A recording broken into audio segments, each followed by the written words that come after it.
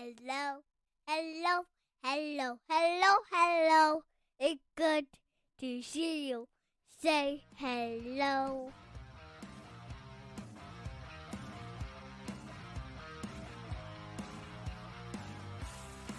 Welcome to the Husky Hockey Podcast, the number one resource to remind you that no matter what Bob has in store, we're going to come back for round 3. Bob tries to not schedule the Huskies. Doesn't matter. We're going to come after him at least one more time here coming up. Who knows? Maybe even next year too. But we got one exciting game on the docket tomorrow after the Huskies end up blanking Minnesota State 4-rip, and the Gophers end up taking it to Canisius after a 5-minute major was kind of the turning point in that game. But after that, it was smooth sailing for the Gophers, and we got one expensive showdown in Fargo as people are scrounging to get tickets at Shields Arena for capacity. There's about 5,000, so it's a blood. Never before has so many people wanted to go to Fargo. I think that's, get worried about people in the wood chippers. So. Andrew, I got Andrew here with me, and let's talk about the Mankato game first and foremost. We're going to try to keep a short, tight, 20-minute podcast. What do you say? No, we're not going. We're going to blow by that for sure. Yeah, I said we'll keep it short under an hour, and that I think is maybe optimistic. Even that we could. I mean, especially if we start breaking down every Big Ten goal so far scored in this tournament, because, geez, swing and a miss on my part on that one. But we'll get to that. Let's talk to the good team at hand. Huskies, what were your thoughts on the game? How do you think they played? Well, as it turns out, we're recording this in the middle of the Michigan-Colgate game, the final game of the night, final game of the first round, and I mean, maybe St. Cloud and Mankato was the best game of the first round. I mean, Cornell and Denver was the tightest affair, 2-0. But I thought maybe the Mankato St. Cloud game was a little more drama filled. Obviously, a little more exciting. I'm biased because I had an emotional stake to one of the teams in the game, but just seeing the other games here just be absolute routes by halfway through the game. So. Disappointing on that front, but I'm actually Huskies' perspective. I'm actually taken back to a tweet that I saw. I want to say it was around mid-January, and I can't remember who said it, but it felt like the person said it feels like this year there's about 6 good teams and everyone else is a big question mark, and I think we're kind of seeing that now. And I think the 6 teams that they had in question might have changed a little bit, but I think, when there's talk about expanding the tournament or anything along those lines, I mean, this is definitely a notch in the against column, considering the level of play that we've seen. Right, that's the surprising part, is that we've been hearing parity. It's parity in college hockey, not just this year, but going back a couple of years. This would belie that notion, but it I think it is kind of another randomness of the NCAA's too. I mean, we don't see the one goal these kind of games ever. I mean, 8-0, 9-2. This Michigan Colgate game, it's at 6-0 as we're recording now. These are outliers as well, and scoring in bunches too, like just pouring on goals in a short period of time. The third period for the Gophers yesterday against Canisius, 5 goals here in the second period, and not even done. The Michigan game, Penn State, that was a floodgates erupt kind of situation on a great goalie too. Our sort of endorsement of Pietla, that was a major dud. Today, as Penn State lit him up for all 8 of those goals. The Harvard goalie also had really good stats, and he looked terrible with the rest of the Harvard team. So, years ago, I stopped putting a ton of stock into the NCAAs, as much stock as I think a lot of people do. But this is just surprising, and we don't generally see these types of boat races. But yeah, it's credit to that league. You were definitely down on the Big Ten. Mm-hmm. I certainly wasn't high on them because I figured these teams look good playing against each other, kind of like-minded younger teams, flashier skill when they meet, more experience and more size and this kind of thing. Typically has happened in the history of the Big Ten Hockey Conference. It hasn't happened, but this might be their year as a conference. Had a great regular season and so far just an unstoppable tournament. But the Huskies have something to say about that. One team that can stop. That's right. And the only NCHC team left. Mm-hmm. Denver and Western Michigan were duds. So yeah, let's get back to that Huskies game. Yeah, for the first half of that game, I wasn't feeling all that hot about the Huskies. I did actually, we talked about it last podcast. Did you go back and watch any of those Mankato games from October? I did not. I watched some of the highlights, though, just to kind of jog my memory on how the games went. I basically watched the Friday game of that series, fast forwarding through a lot of it. Because I remember saying, I thought that it went like 10 minutes before them getting the Huskies to get their first shot on goal. It wasn't quite that bad. They did get a shot like 2 minutes into the game, but at the 10-minute mark, it was like 7-1 shots in favor of Mankato. And the thing was I thought it was very similar to what we saw play out in Fargo, is that, yes, they have a good possession edge, but either a combination of the Huskies keeping them to the outside or Mankato choosing to stay on the outside. A lot of the possession that Mankato had in that October game that I rewatched didn't produce a ton of grade A chances. And we saw that again, I think, in Fargo on Thursday, is that, yes, for that first half of the game, I'd say, until that power play that Miettinen broke the dam, that was the story of this game, where St. Cloud had very few opportunities. Mankato had a steep shot advantage and a steep possession advantage. I thought that like 50-50 battles were all going Mankato's way.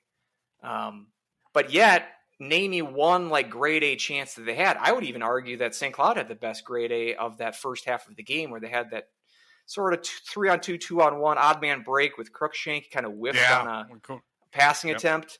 I thought that was the best scoring chance for either team up until the Miettinen goal. But if you look at, I'm sure the metrics, possession-wise, I'm sure Mankato dominated that first half of the game, but there wasn't a ton of great opportunities generated from that possession. I think Mankato lacks a finisher, and that's one of their issues this year. And they were a lot better last year as far as much more prolific offense. I listed a couple of the guys that had 40-plus point seasons last year. Furry, Borchard really took a step back in their offense this year. And, guys like Nathan Smith and Napravnik that graduated. Those guys, I think, were key because they just didn't have a guy that really could finish the job. And they were keeping a lot of stuff to the outside.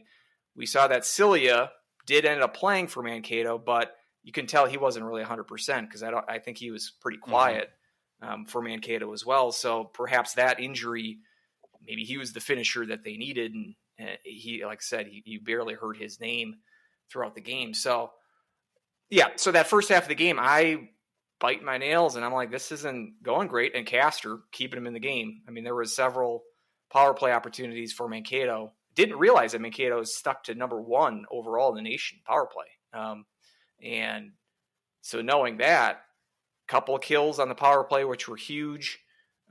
And the other thing, big key that kept the Huskies in the game, talking about Mankato's possession advantage, is that St. Cloud was great on faceoffs. And that was another number 1 in the country rating for Mankato. They were the best in the country at faceoffs. So had the Huskies not had the faceoff advantage, that may have prevented a Mankato first goal situation, because they were winning a lot of draws in Mankato's offensive zone that were preventing them from setting up their offense the way they liked. They would still, it seemed like St. Cloud was having such a hard time breaking the puck up, because it was an aggressive forecheck. Mankato was all over them, and I think out-physicaling them too. But because they were at least able to win some draws, it negated a bit of the opportunity for Mankato to set up their offense to their liking. So I thought the big keys, at least keeping them in the game for that first half, was winning those draws, Castor coming up huge, and your penalty kill was effective. Another key that we said. So again, I want to kind of go a little slower than we normally do, or more in depth than we normally do, because this is a special podcast. But so I'm just kind of taking that first half of the game first, where, as I said, St. Cloud being outplayed, but sort of playing a rope-a-dope style here, and weathered the storm. And once they got that first goal from Yetnin, I think the tide started to turn. What were your thoughts that first, like, again, through the first half of the second period?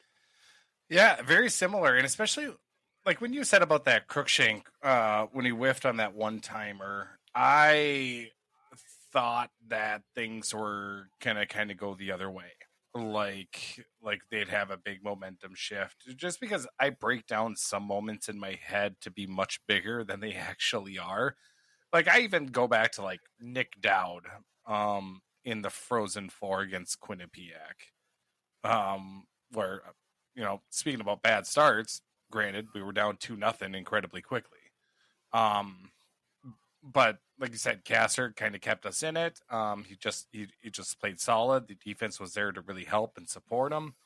But I think that Nick Dowd, there was one time that he got stoned, really, really close into, who was the goalie for Quinnipiac? Hartzell? Hartzell. Where if he would have put that up just about a quarter of an inch higher, I think it goes over his pad and it makes it a 1-goal game. Instead, it stays a 2-goal game, and Quinnipiac was able to kind of keep it. So I was thinking after Crookshank kind of whiffed on that, I was just kind of thinking, oh man, this is not going to be our night. Things aren't going to go well. They have all the momentum here.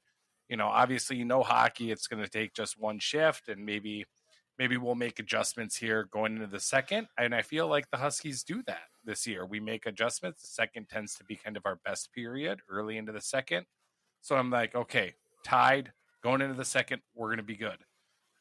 Domination again by Mankato. Minnesota State dominated the first part of that second period, and really up until that penalty. And up until that penalty, I was just thinking, we are just getting worked. We need something to kind of spark something.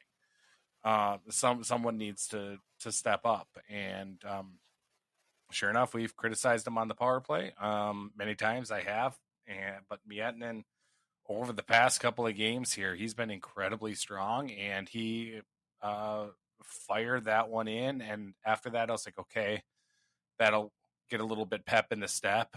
And I don't know if it was kind of our experience, because obviously Mankato has a lot of experience too in the NCAA tournament, so they're no slouch there either. But the Huskies, like, early on just felt really tentative. Not that they were making a lot of mistakes, but you can tell they just weren't pressuring. They weren't putting up. They just weren't nearly as aggressive, and they just, like you said, played that rope-a-dope style, which obviously can backfire. So things obviously really changed on that Miettinen goal, and then Peart a little bit later. And then after that, I kind of breathed a little easier. And then after that, I thought, the Huskies played well the rest of the game. Yeah, another turning point was, so there was that Crannell penalty early in the second period, like 6 minutes in. That was another one of these plays where the Huskies were struggling to break the puck out. Credit to Mankato with sort of pressuring the D, or at least the breakout attempt, and caused a turnover from Crannell, and then he took a penalty to sort of try to negate a scoring chance for Mankato. At that point in the game, I'm thinking, if Mankato doesn't score here, maybe the Huskies have good fortune on their side, and they did have a good amount of puck luck and good fortune, which we'll get to that. But it's a shocking development there. St. Cloud getting puck luck in the NCAA tournament. But that was key. I thought wasn't the first power play for Mankato, but at that point in the game, 26, 27 minutes into the game or whatever it was. And with the possession domination that Mankato had up to that point, I just figured this is just a matter of time. But again, credit to Castor in particular. I mean, best game of his life. Yeah. I know he had the Gopher shutout earlier in the year and wouldn't mind another one of those tomorrow. But just considering the moment, the situation, and particularly when you weave in the narrative from last year's NCAA tournament, this was, just a game for the ages. First shutout ever in St. Cloud NCAA tournament history. So he gets to make some history there.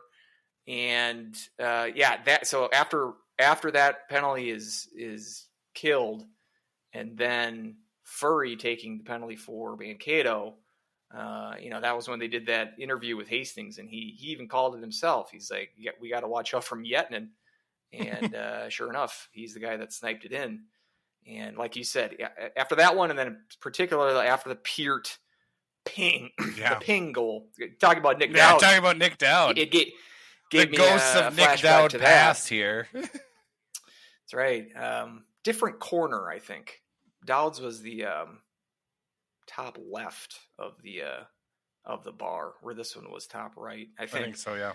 But that one, and so after that, up 2-0 going to the third period, you figured that St. Cloud, I mean, maybe not even had the advantage. There was never a time in the game that really, like, prior to the Peart goal, there was like a shift or two before that where they had some sustained pressure in the offensive zone for like the first time in the game. Yeah, that was And then that shift that was the Rogers, Spellacy,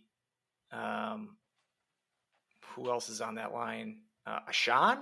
It was that line. It was Rogers that had the assist to Peart, helped set that play up. And we've been talking about that.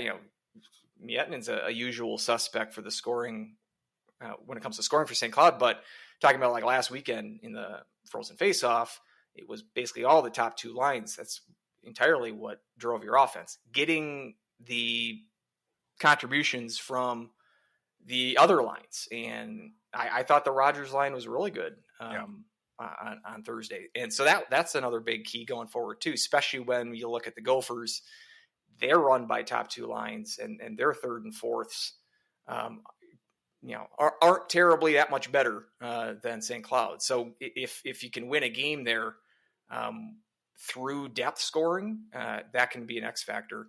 So, and yes, again, talking about like puck luck, we had that play in the third period where still 2-0 at that point, and the little shot from the point dribbles past Castor, but then Trable cleans up the trash. And almost hit a Sean, too, as the puck was going. Well, and that kind of helped, too, because it probably would have iced the puck, which would have been perfectly fine play considering that situation. But it made it so the puck didn't go all the way down the ice, just to the neutral zone, and then Mietnin starts another play into the zone where somewhat of a fluky kind of scrum in front of the net, and Okabe kind of hops one over. I'm not even sure if that hit the back of the net. Like, it just sort of arced slowly over the Mankato goaltender, Rancier. I'm sure that was like Maverick fans are just like, oh my God. But making it 3-0 there, right on the heels of potentially making it 2-1. Huge break for the Huskies. And then there. Was great to capitalize was the on double post then after that? And the double doink was after that. So it's good to see that the Huskies are getting those kind of breaks. And like I said, just surprising that we saw that because of the history of St. Cloud in this tournament. But nice to salt away a 4-0 victory that was not as the score didn't do a great job of describing the how that game went. But St. Cloud's been on the other end of those kind of games, and nice to win a game like that when you weren't playing your best. But I don't think they played terribly either. Like they played a good tournament game. This was kind of like a Duluth-esque tournament game where you weather a storm from your opponent, kind of wearing them out, battle of attrition. And I think, heading into the Gopher game, I think it gives you a good practice for that, because playing as physical as Mankato did, I don't think that they were. I think Mankato out-physicaled them, but it wasn't to the point where I don't think St. Cloud's a soft team at all. I think this toughens them up potentially to play a heavier game against the Gophers. So, yeah, it was a nail-biter, especially, like I said, halfway through that game, I wasn't feeling all that great, but you get a hot goaltender, you get a couple of bounces, and you convert. You're opportunistic on the chances that you do get. Special teams was so big in this game, and so these are the things that national title winning teams. That's what seems to be the common denominator. Those things I just mentioned. So good win, and we'll hope to keep the momentum going. Yeah, and just with that, if we want to just kind of circle in then to who your player of the game was. I mean, I know we normally have the POW here for the player of the weekend, but if you want to go to the pod player of the day, something Pog. Pogs for our fellow millennial listeners. I loved Pogs. Did you ever? I collected them. I didn't know what the hell they meant. What was it? The Slammer. The Slammer, yeah. That was like the big? That was like the big one. Yep. The big one, and you flipped over, and I mean, you collected, you traded. I never knew really how to play the game. But you stack them up, and then you throw your Slammer down, and then you collect the ones that flip over. Okay, yeah, it's bringing back memories, and it was probably like 6 weeks that I was into it. But they were banned in our school, so I think they thought. Surprised they weren't for mine. I think. Do you know where the name comes from? Do you know where Pog derives from? They thought it promoted gambling, I think, was their big thing about Pogs. I went to a Catholic school. I'm surprised that they didn't. No kidding. Find an issue with that. Do you know what Pog stands for, or where the name comes from? No, I do not. Enlighten me. They were like, it's like a juice: pineapple, orange, and guava. POG. So like the things were like originally like caps, like bottle caps. I thought they were bottle caps, but I didn't know that. It was an anagram. You can still find Pog juice too. It's not bad, but that's where it comes from. Anyway, I mean, so yeah, the player of the weekend. I mean, I can't imagine player of the game. Player of the game. Come on, yeah, gotta be Castro. It's kind of a no brainer. I mean, you can maybe Mietna did have the opening goal and the assist on the Akabi goal, but. He was good. And Peart was also very good. Peart, I thought, was excellent. One of our questions is about Peart, that we can talk a little bit more about him in a few minutes. But yeah, I mean, really, it comes down to Castor. I thought he was obviously incredibly solid. He was calm. He never flopped around as much. I thought he was really composed. He had good. He saw the puck. I mean, there was really only one time that it trickled right behind him. But I do also want to give credit to the defense as well, because Mankato did, like you said, they did get a lot of shots. They peppered him with 33, 34? 34. And I mean, like you said, how many grade A's did they have? I mean, it was a lot of. I'd love to see like the shot chart from it, but it felt like they were kind of a little bit far away. Castor was able to see them. Huskies were really selling out their bodies, getting in front, blocking shots, and it was just kind of a good all around effort in that instance. So, credit to the defense that they didn't give up a lot of second chances. We were able to kind of clear the puck when there was a rebound. Maybe we weren't able to get out of the zone at all times. We were pinned down a couple of times, but still not getting those bang bang rebound chances up. That's huge, especially when it comes down to playoff time. And like you said, Mankato didn't really have the same firepower as they did in the years past, and maybe that would have been different. But yeah, Huskies came out on top. I think that was a big reason why. Yeah, we also have to mention block shots. Mm-hmm. 23 block shots for the Huskies. And all the defense getting involved in that. Another huge key, looking at the advanced metrics, 77-37. That was even strength shot attempts for an edge for Mankato, so more than 2-1, which it's what I would have guessed. But similar to when I was rewatching that game from October, which was apparently the better of the two games from Larson's perspective. When he spoke this week, looking back at that Mankato series from October, he said, we played good on Friday. We were pretty outplayed on Saturday, but we won both games. But even like the stretches that I rewatched of the Friday game, very similar script to this, where they do this aggressive forecheck and they sort of like just skate around and just pass the puck or play keep away. But it doesn't, like I said, it's impressive, but from a generation of quality scoring chances perspective, it's lacking something. Like I said, I think it's lacking a finisher or two, because you should be able to generate more quality chances off of such a lopsided possession advantage. But credit to the Huskies too for keeping them to the outside as well. So yeah, that was and definitely getting back to Castor, simply incredible. And that's your ace in the hole here. You got a hot goalie. Just how your goalie is mentally prepared. We mentioned some pretty good goalies here in the tournament just getting lit up, and there is that snowball effect. We saw that from Castor last year, I think, but it works the other way too. When you have the confidence, we saw that from Renak the year before when they made it to the Frozen Four.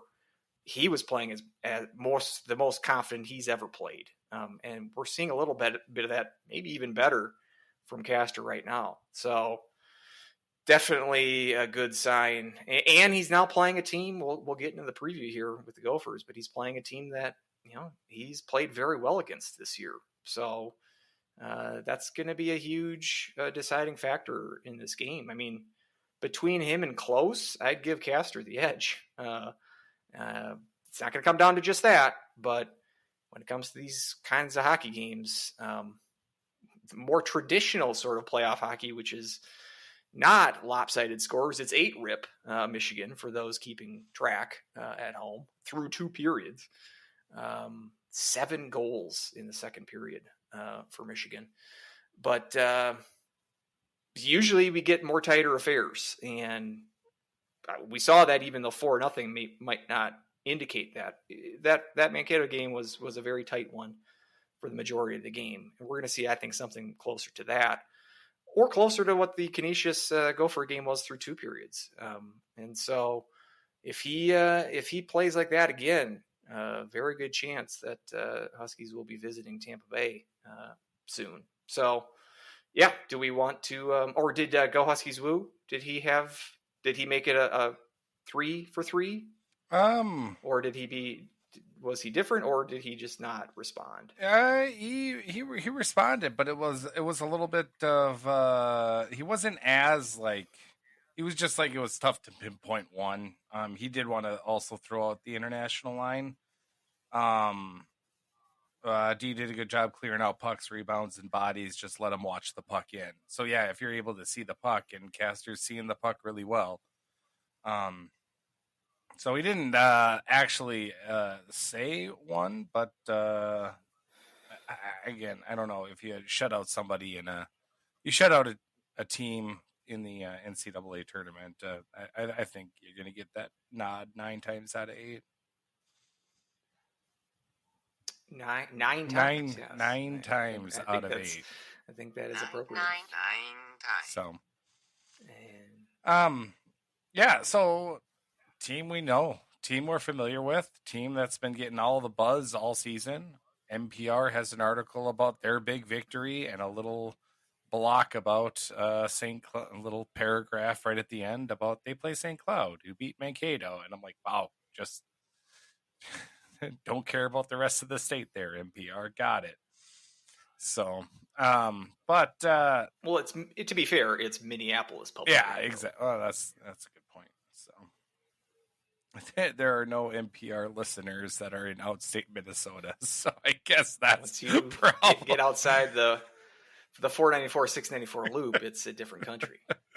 Oh! All the letters are gonna come in now. Huskies Hockey Podcast got too political. Someone that literally has never listened to NPR in his life.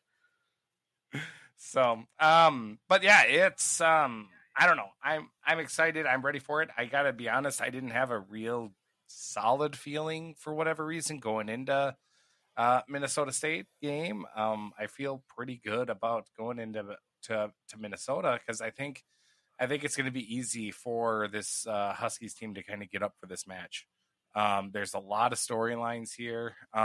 Probably maybe even a little more so for the fans. I don't know how much the team hates Motzko or anything along those lines. They probably don't care nearly as much, but it's just something I would like to kind of twist that knife into him, knock him out, end his season, and it means a lot, and it means so much that I was actually able to get tickets. So I'm going to be in the building. Really? I'm going to head up to Fargo tomorrow, and yeah, I wife and I are gonna kind of make it my birthday present and whatnot. So good. So thank you to Mrs. Moore Clappers for indulging me in an impromptu trip. I was lucky; I was able to get tickets off Ticketmaster versus going secondhand. They made, if you don't mind me asking, how much did it set you back? I'm just curious. $134 for 2 tickets. For 2? Man, it's not bad. I mean, I rounded up to $140, $70 a ticket. I think they were selling on Ticketmaster for $58 plus then all the fees. So that 78 is all the fees are included in that. Yeah.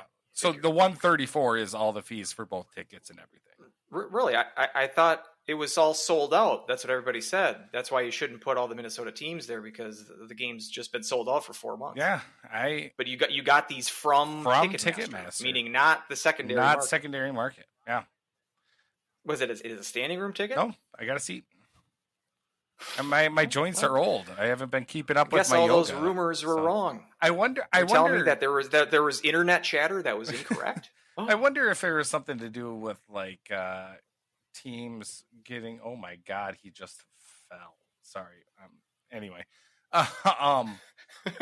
they didn't. Michigan didn't end up scoring, but literally the Colgate defender decided to take a nap.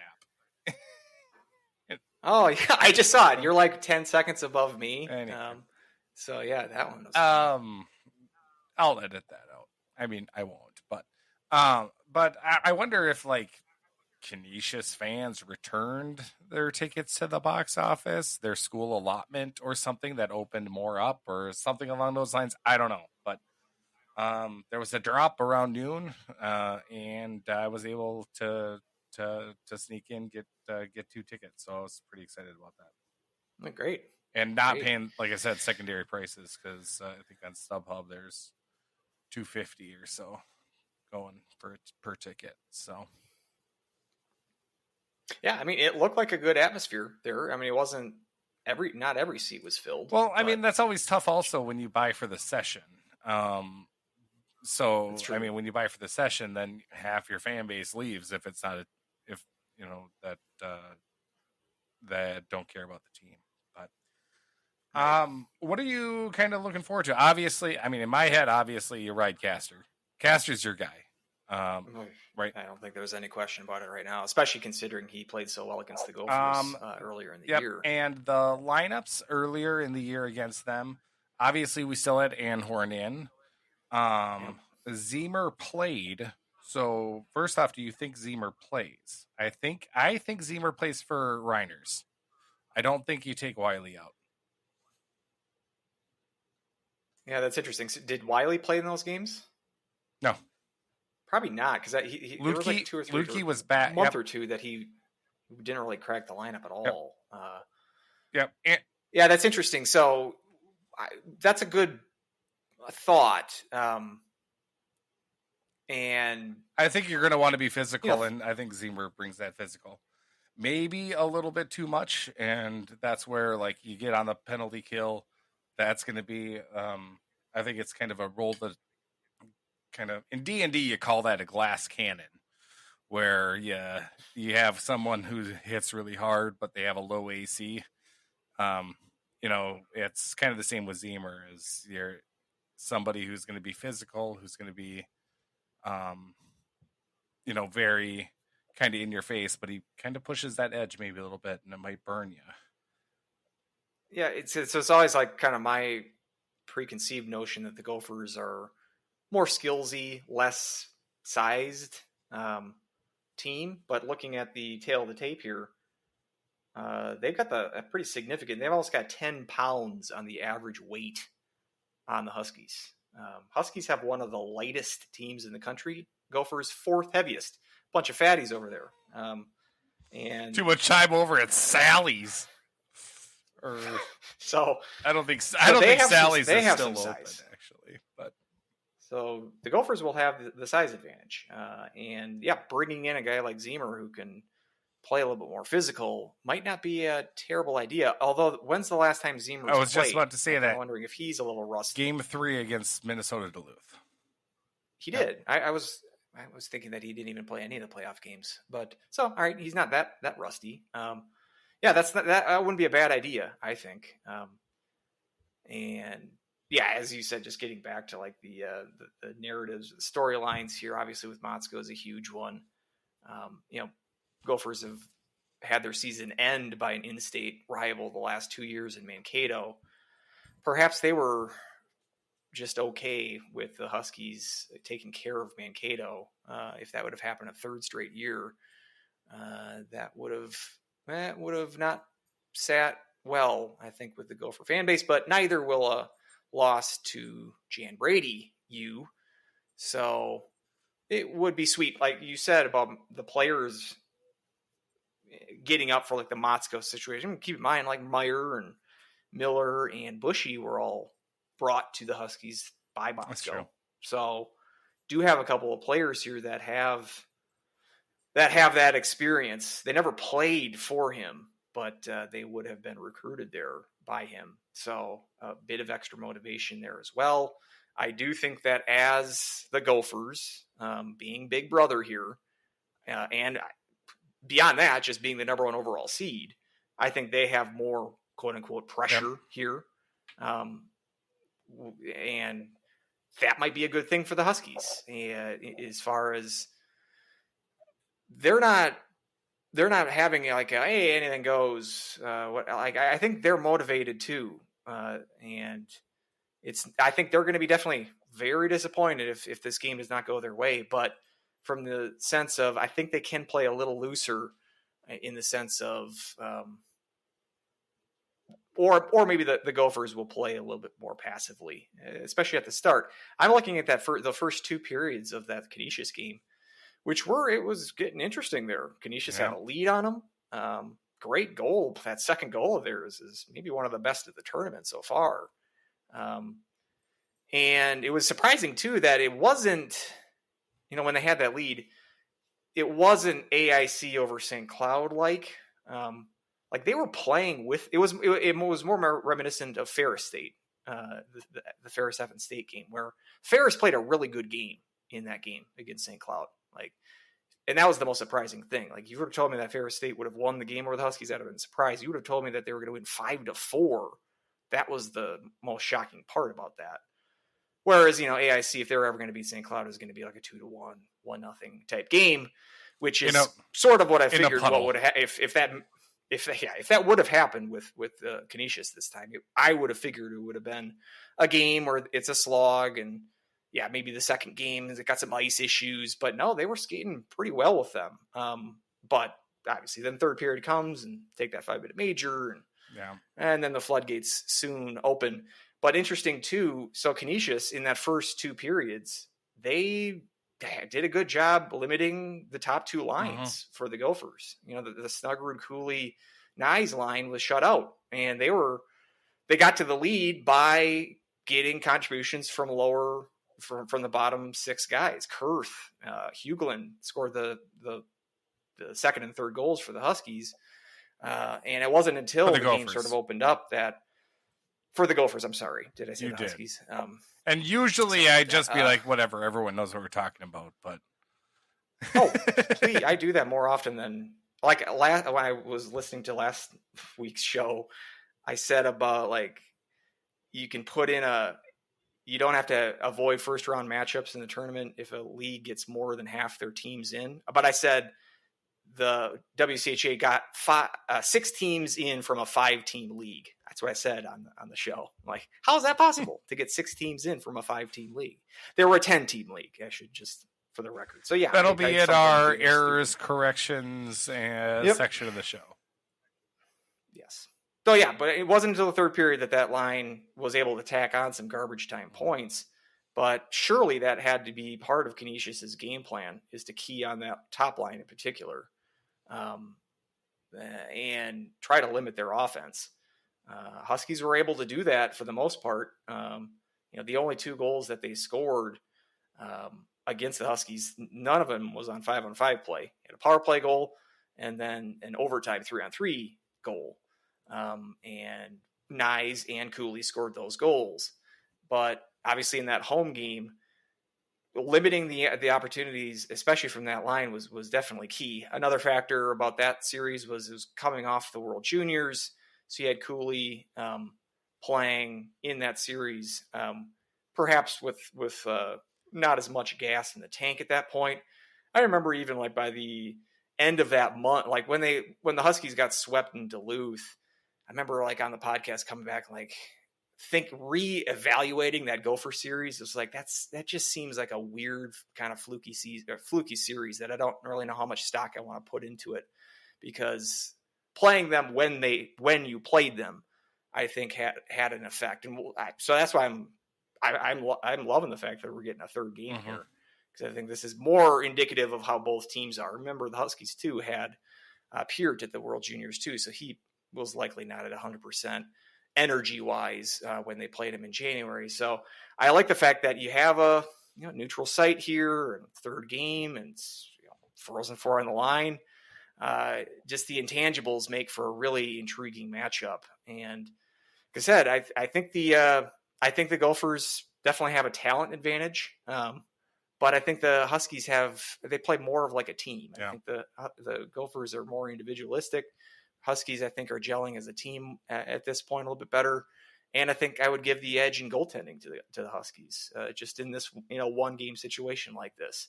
So I definitely think it's a possibility for the Huskies. I mean, but looking at how the Big Ten has been putting up touchdowns left and right in this tournament, I wouldn't be surprised if this isn't if this is not a 9-0 game, but something where more like the 2014 regional final, which is the last time that's the only time so far that these two teams have met in the NCAA tournament, and that was sort of a non-competitive win for the Gophers. But that was, again, coming off the double overtime. I mentioned this last week.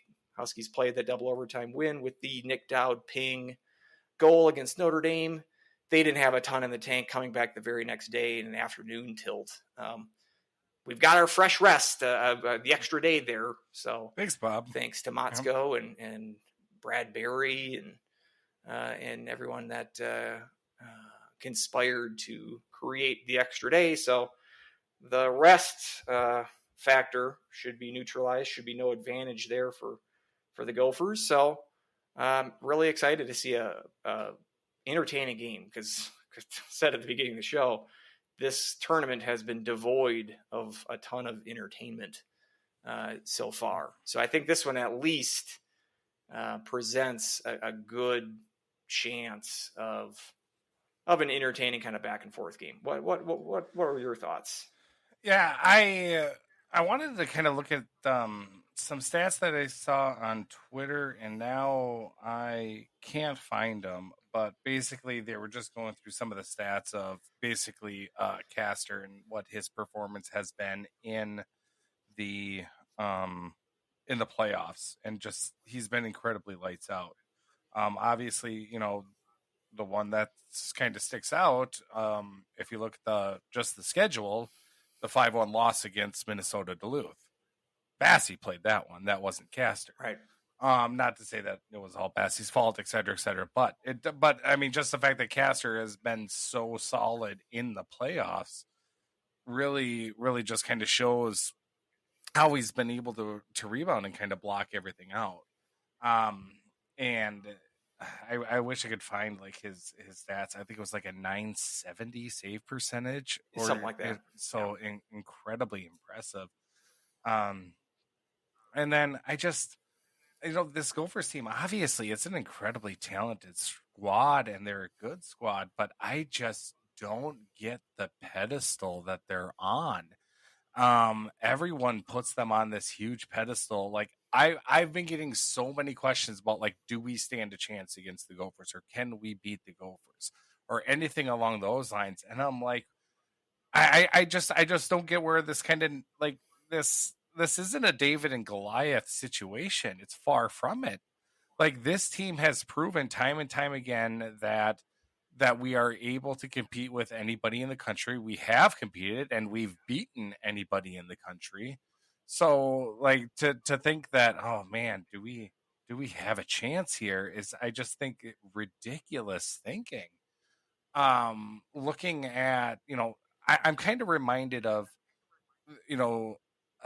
the mindset kind of reminds me of the mindset of, if you want to hop in the Wayback Machine back in 2006, when we were at the Final Five and it was St. Cloud against Minnesota.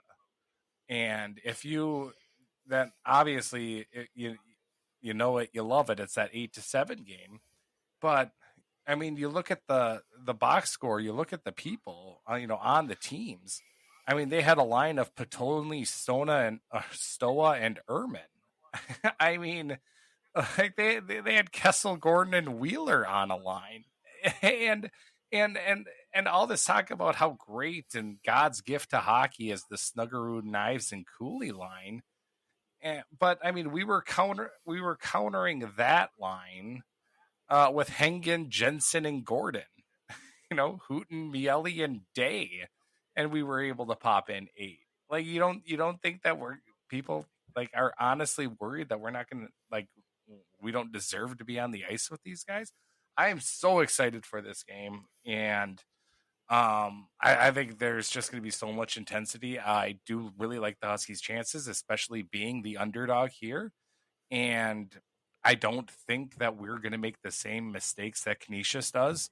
And if the Gophers try to be so individualistic or thinking that they can make all these pretty plays that they tried with Canisius, I think it's going to be a quick turnaround, quick shock to them. And I do expect the Huskies to really dominate here, especially like in the first 10 minutes. I think they're going to come out guns blazing. And it's just very important that I think we convert on those chances early on. I think we're going to win the game. I wish I was as confident as you. I'm not that confident because I don't really feel like they came out and dominated Mankato. But I'd love to see it. I don't. Yeah, they didn't come out and dominate Mankato. No, but I think, and I would say whoever scores first, I think wins. So yeah, scoring first is going to be huge. You get an early St. Cloud goal there, this could get fun. But looking back to it, that January series, what I remember is Spellacy. That line, I think, is the designated line to defend against the Nyes, Cooley, Snuggerud line. Do they have a nickname for that line yet? I saw that the Western Michigan was dubbing that top line the assassin line, which I like, somewhat like it because it blends in the name Max Sasson. But it's kind of I don't like it as much because he's like the third best player on that line.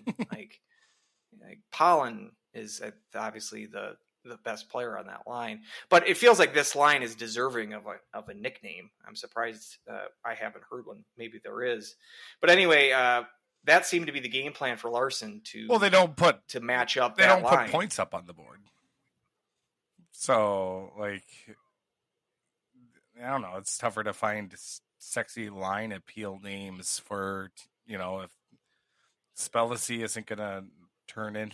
No, I'm talking about the Gopher.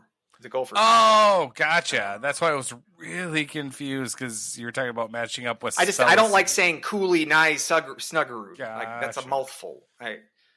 Sorry. How about this? Maybe we should. Yeah, no, I got one. If we I got this one. Game, right we here. might want to put Ready? a nickname. Here's the nickname: line. The signing on Monday line. Boom. That's what the name. That's what the nickname is for that line because all three of them are going to sign.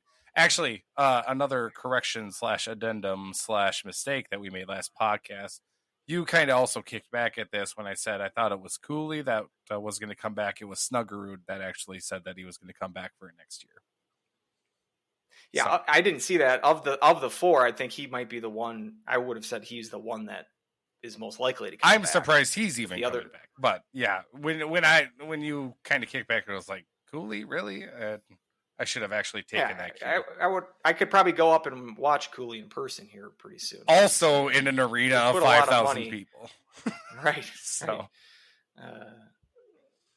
But yeah, so if the Huskies are to win, I bet that maybe we'll put a nickname to the Spellacy line because they would have, if they go with that game plan again, that would be a big key for them winning to shut that line down.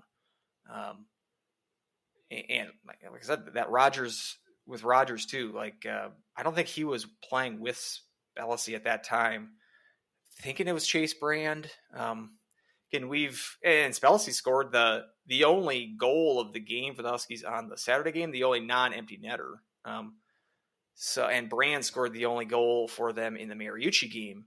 So both they were able to compete that weekend without their top lines producing. Both games, it was Spellacy, Molinar, and Roseboro, and Sahlquist, Brand, and Ingram were the two lines.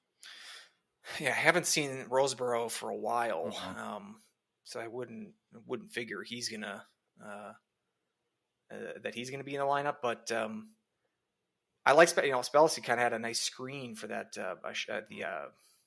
I was going to say Ashan because I was thinking Jaxon, but the Peart goal, he got dirty there and provided a screen. So I think that line will be huge as far as from a defensive standpoint. And yeah, if the top two lines can produce the bulk of the offense, I think that's the game plan. Yeah, like you said, I don't think this would be a monumental upset.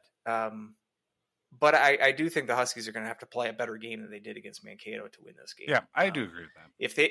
If the Gophers have the kind of puck advantage that Mankato had, I highly doubt that they're going to go scoreless in those long stretches. So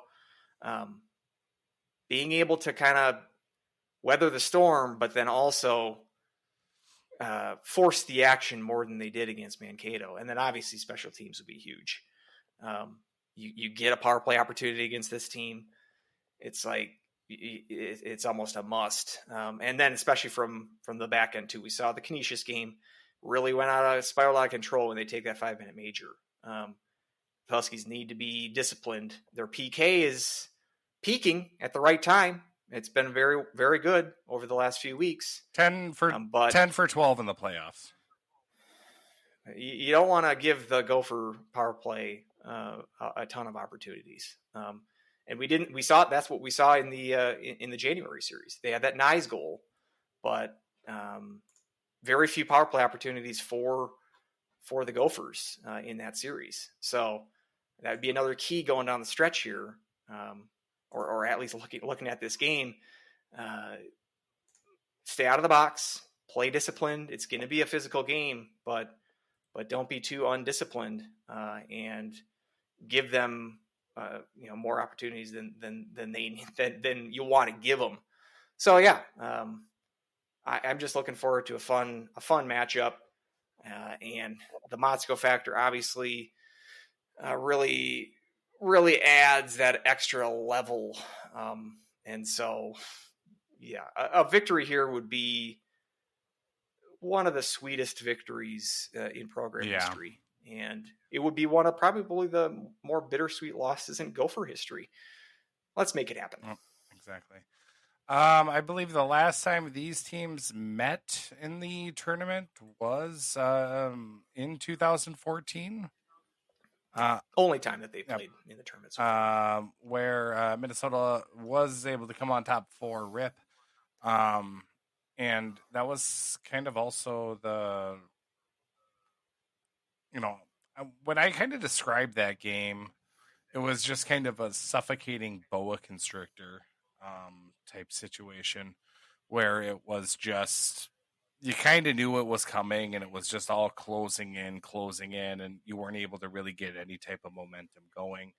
And that's where the quick starts really got to help out the Huskies. And the I feel like it's going to be different, and I feel like the Huskies are going to come out on top.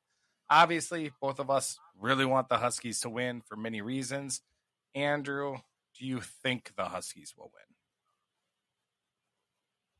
I mean, I picked them in our bracket last week or on the last show, so I feel compelled to stay consistent. Go with your gut. If you really want to. I'm sorry. Yeah. I think the Gophers are gonna win it, but I think it's not going to be like it's up to 11-1 here. I know we're doing GameCast with a game that's already been finished by the time anyone listens to this, but everyone's listening to this now thinking, "Oh, at this time they're recording, it's only 11-1." As I would imagine, right. Michigan's still on a 5-minute major power play. They've scored, I think, 3 times so far. So yeah, it's far from over. So.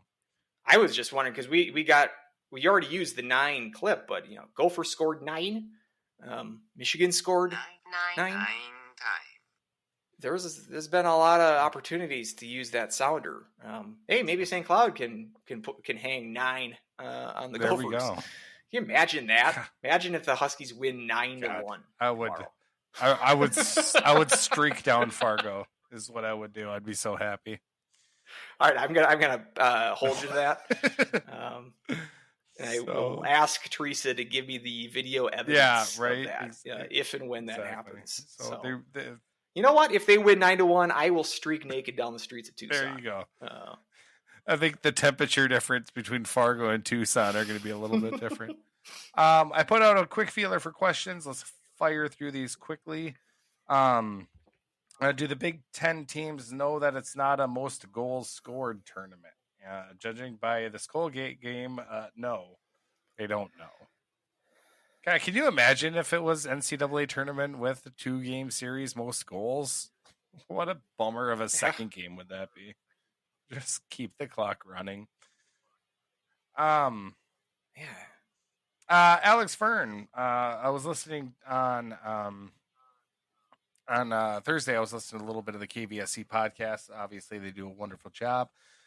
Castor has been phenomenal as late. What do you think makes him as good as he has been? I think he's seeing the puck well, and I think also the defense is just, getting in, blocking shots, but also limiting these rebounds. Any rebound that does come up, our defense has been there to really swipe it away, and that's kind of really stood out. And I want to say you said this like 2 months ago that it feels like the defense plays better in front of Castor than Bassie. I don't remember saying that, but I'll go with it. Yeah, that sounds smart. So let's go with it. So, and it's that's how they're definitely playing in front of them right now. So it's been. Obviously, if they keep them up, there's not a lot of teams, if any teams in the country. I don't care how many points the Big Ten is going to score. I don't. our defense and Castor keeps playing like this, it's not going to happen. Any thoughts? I almost like the fact, when it was 3-2 when it was 3-2 Gophers after 2 periods against Canisius, and then it ends up being 9-2.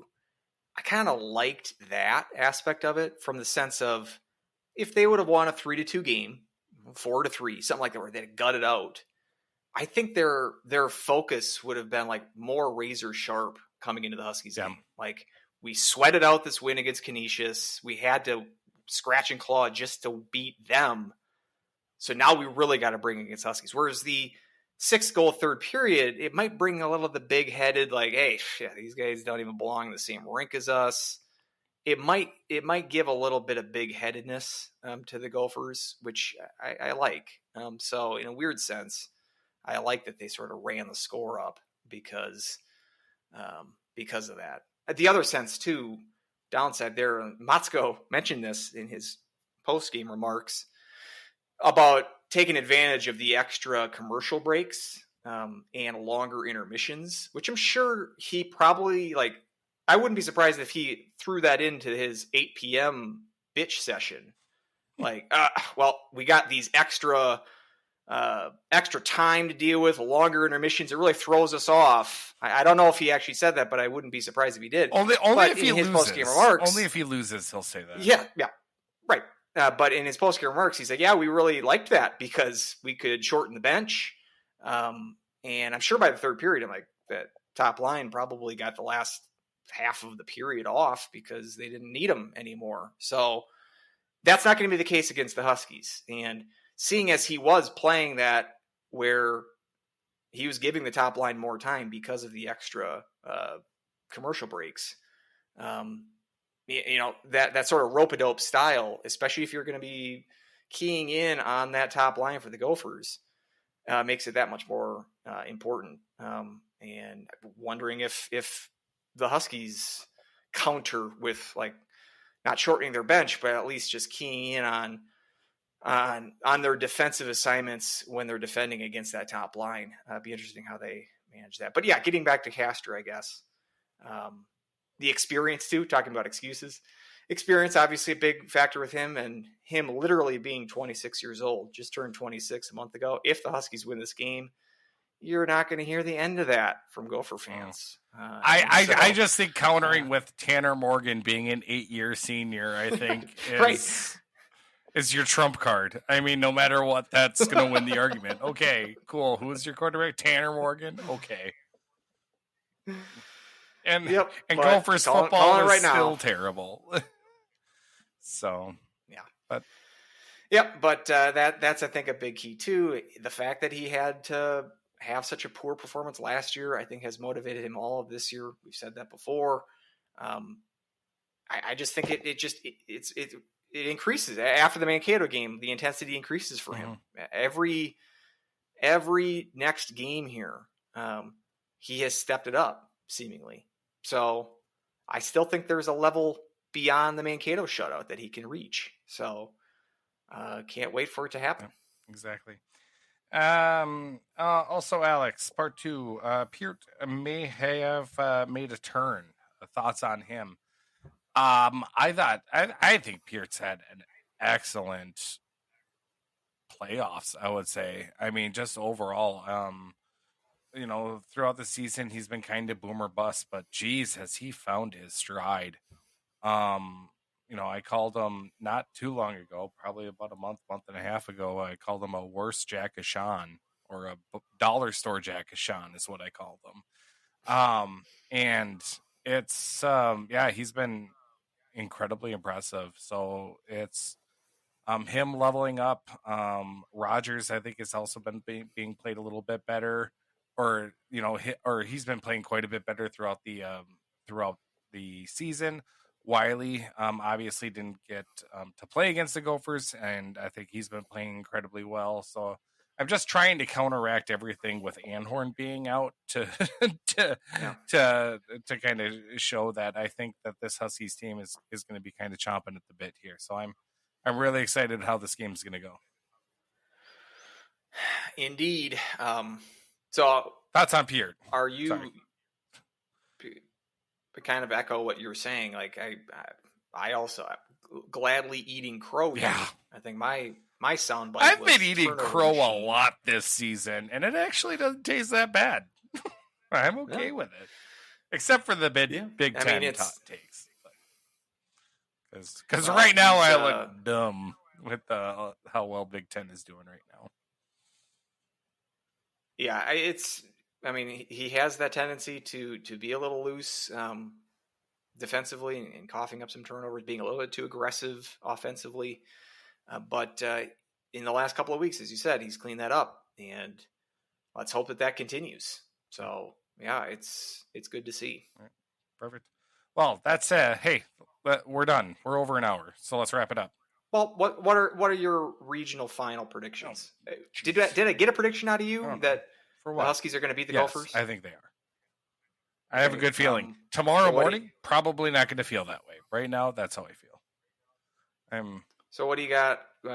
We got Quinnipiac versus Ohio State. I had Quinnipiac winning the whole thing in that bracket that you sent me with Whiskey Dave. So yeah.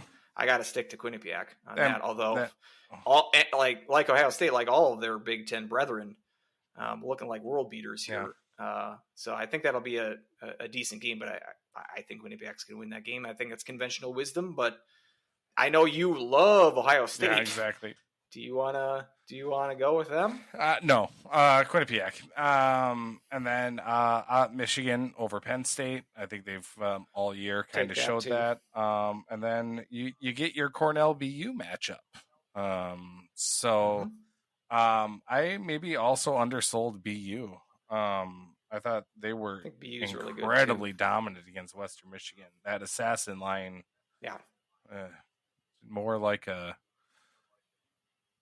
I don't know. They did score their only goal. Pollen scored their only goal, but some controversy there with a waved off goal. That I think that first goal, if that is counted by Western Michigan, I think turns that game around a little bit, or it plays out a lot differently at least. But BU's.